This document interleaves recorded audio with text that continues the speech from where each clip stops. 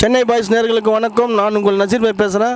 நாங்கள் இன்றைக்கி வந்து வேசார்பாடியை தாண்டி சர்மா நகரில் வந்து ஒரு தமிழ் பேலஸ் சத்தத்துக்கு வந்திருக்கோம். அதாவது ஒரு 100 kilo mutton biryani, 50 kilo chicken 65, 50 kilo chicken gravy, bread halwa, கத்திரிக்காய் பச்சடி, தயிர் பச்சடி எல்லாமே இருக்குது. வாங்க, அது எப்படி செய்யுதுன்னு சத்தத்து மேலே போய் பார்ப்போம். வாங்க. நம்ம கிச்சன் வந்து மேலே தான் வச்சுருக்காங்க, மொட்டை மாடியில் கிச்சன் வச்சுருக்காங்க. சத்திரம் வந்து ரொம்ப அருமையாக இருக்குது. தமிழ் பேலஸ் இது பேர். சூப்பராக இருக்குது. சத்திரம் நல்லா கட்டியிருக்கு பாருங்கள். சூப்பராக டெக்கரேட் பண்ணியிருக்காங்க. மேலே தான் போனோம், நம்ம போய்ட்டு வந்துடுவாங்க.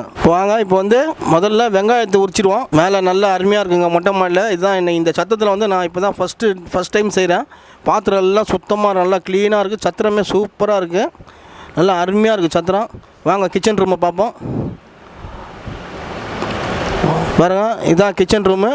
அதாவது விறகு அடுப்பு போட்டு செய்கிறது இந்த பிரியாணி செய்கிற பாத்திரம். இதெல்லாம் நம்ம எந்த பாத்திரம் எதுவுமே வந்து குறை இல்லைங்க. அது இந்த சத்தத்தில் தமிழ் பேலஸுங்க. அது நல்லா அருமையாக இருக்குது. தண்ணி வசதி எல்லாமே இருக்குங்க.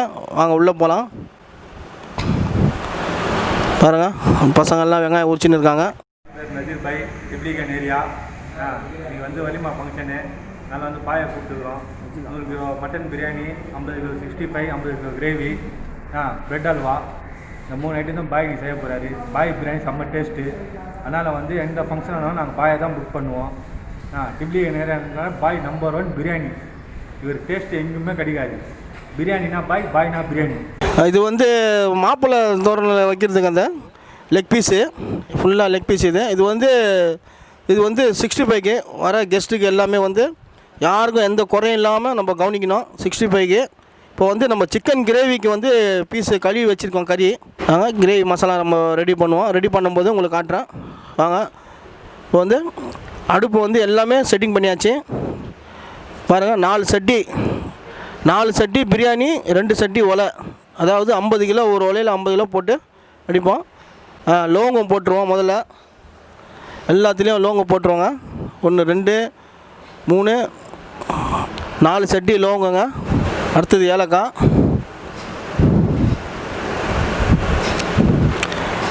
இது வந்து எண்ணெய் சூடான பிறகு தான் போடணும். ஆனால் அது வந்து பெரிய வேலையானாலும் வந்து நம்ம வந்து ஏலக்காய்லாம் போட்டு நம்ம சூடு பண்ணி நாங்கள் செய்வோம் பிரியாணி. பட்டை போடுறோங்க. பட்டை 4 சட்டிக்கும் பட்டை போட்டாச்சு. இப்போ அடுத்தது வந்து அதாவது அந்த எண்ணெயை வந்து அளக்கிற பாத்திரம் வந்து 5 லிட்டருங்க. அது 5 லிட்ரு. 5 கிலோ பிரியாணிக்கு 5 லிட்டர் எண்ணெய். அது கரெக்டாக 4 சட்டிக்கும் கொடுத்துட்றாங்க.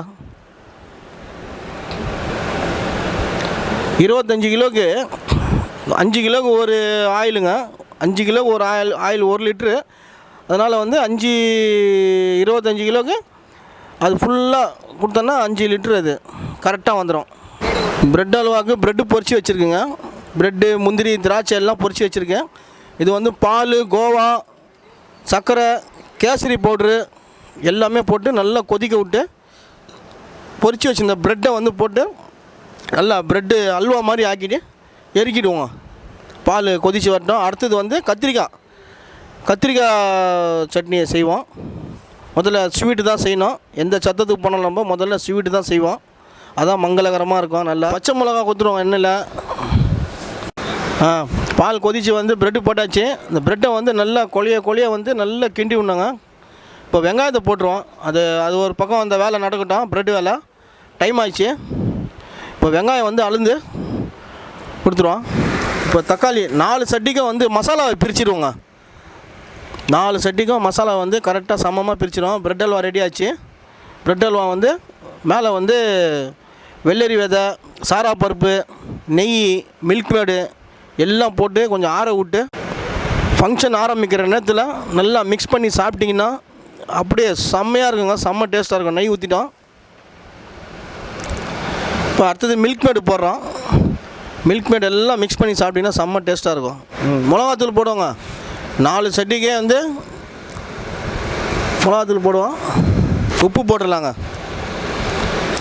புளிப்பு தயிருங்க. புளிப்பு தயிர் ஊற்றிடலாம். புளிப்பு தயிர் ஊற்றினா தான் பிரியாணி செம்ம ருசியாக இருக்கும். இது வந்து வலிமா பிரியாணிங்க.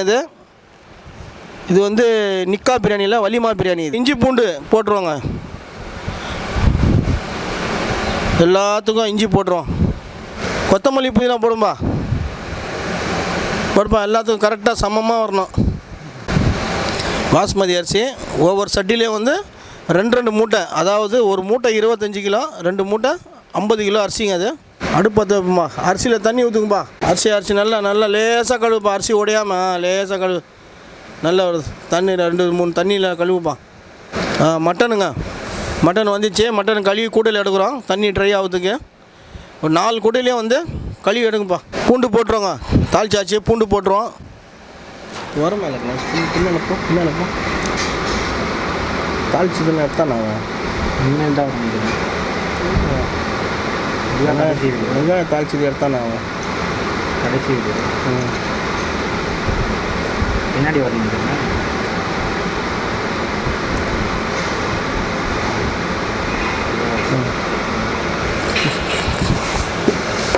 நல்லா கிண்டுப்பா. நல்லா செவுந்து வந்துச்சு பாருங்கள் வெங்காயம். பூண்டு போடுப்பா, பூண்டு போடு. தாளிப்பா, நல்லா தாளி. நல்லா இஞ்சி பூண்டு வாடை வந்து செம்மையாக இருக்கணும் ஸ்மெல்லு. மசாலா போடு. நல்லா கிண்டி விட்டு கிரேவி கொஞ்சம் மசாலா எடுப்பா அதுலேருந்து.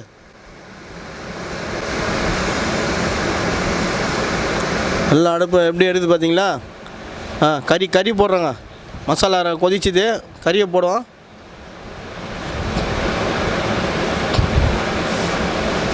நல்லா கிண்டி விடுப்பா.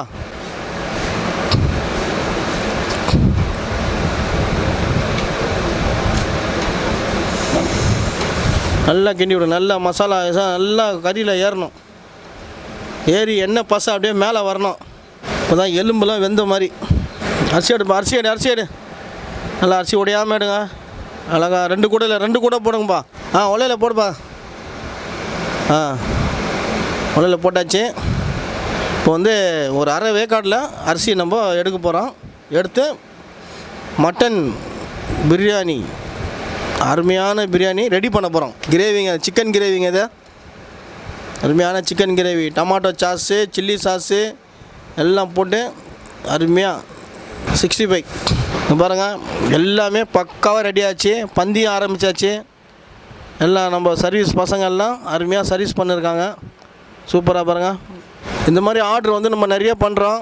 நம்ம சேனல் வந்து நீங்கள் வந்து பாருங்கள், அதில் நிறைய ஆர்டர் வரும். உங்களுக்கும் வந்து ஏதாவது ஆர்டர் எதாவது செய்யணும், இல்லை பிரியாணி செஞ்சு உங்களுக்கு டோர் டெலிவரி பண்ணோன்னா எங்கள் சேனல் கீழே வந்து நம்பர் இருக்கும். அந்த நம்பரை எனக்கு கான்டாக்ட் பண்ணுங்கள். இதே மாதிரி உங்கள் ஃபங்க்ஷனும் நடத்தி தரேன். சூப்பராக அருமையாக எல்லாமே எந்த ஒரு குறையும் இல்லாமல் சூப்பராக செய்கிறேன். நீங்கள் வந்து சேனல் வந்து ஃபுல்லாக பாருங்கள்.